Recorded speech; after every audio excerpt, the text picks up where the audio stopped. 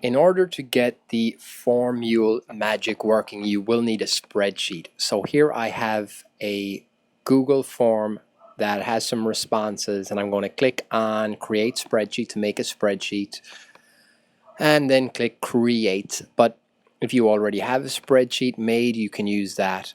In this case, I'm going to go with this one, and I'm going to add formMule to this spreadsheet. To do this, you just have to click where it says Add-ons. Click Add-ons and click Get Add-ons, and then we're going to search for formMule. So once you type it in, you can add it by clicking the plus sign, and then it gets added to your spreadsheet.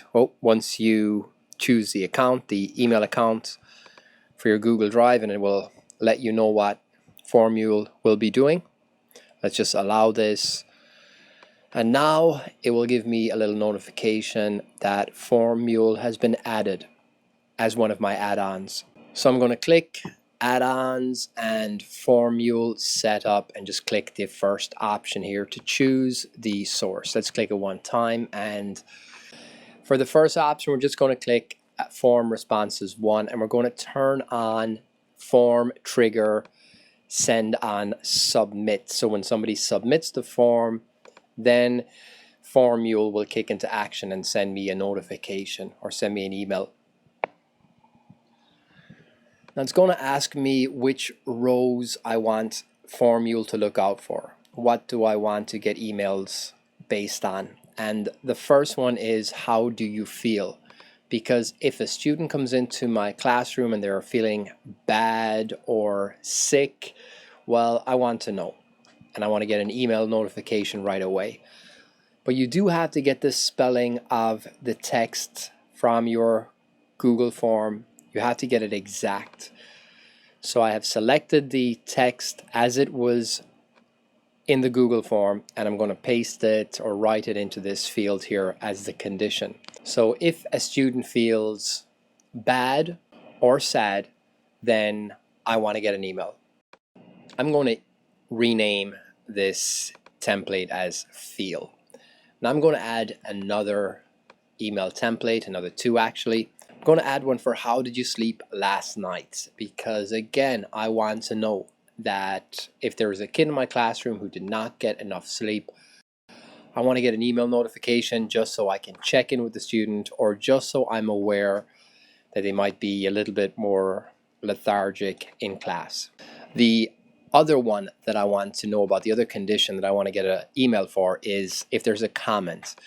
If the student fills in anything in the part where they get to make a comment to the teacher, if it's not null, if it's not empty, then I want to get a notification. I want to see exactly what that student is saying, and I want to get an instant email. So we're going to press Save Template Settings, and we're going to click on Next to edit the templates. So this is where it is going to show us what the email will look like. So you can set up the action here. Now the first one we're going to do is the action for the feel template. So I'm going to put in an email address of where it's going to get sent to.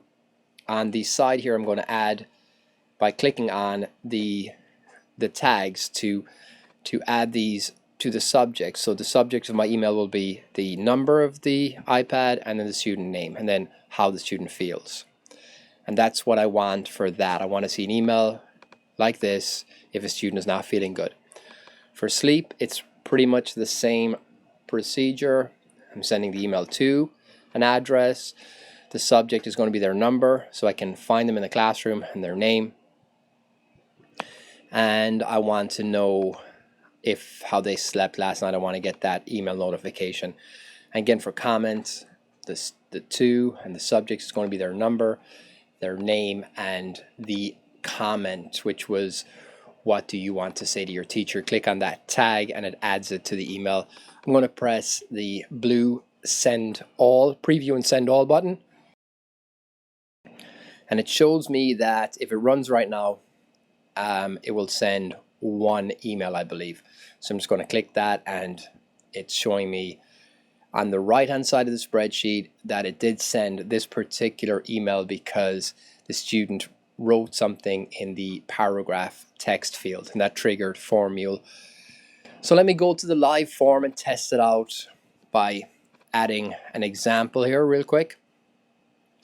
Let me just put in a name and a grade. I'm going to put this as number 1 and did not get enough sleep. And I'm going to add some text to the paragraph field here.